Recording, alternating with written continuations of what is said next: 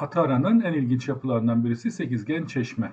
Şehrin kuzey girişinden girdiğinizde şehir kapısı olarak sizi karşılayan Metlius Modestus Takı'nın 50 metre hemen güneyinde ve caddenin ortasında bulunmaktadır.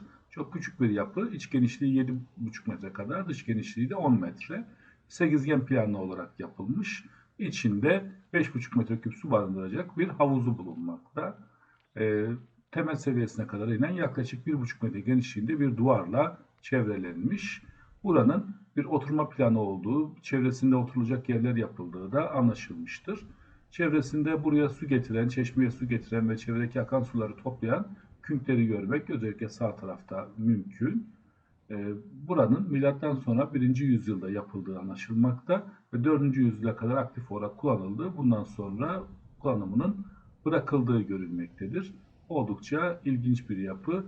Zafer Takı olarak adlandırılan Metlius Modestus Takı'nı, şehir kapısını gezdiğinizde hemen önünde zaten fark edeceksiniz. Burayı da görmenizi tavsiye ederim.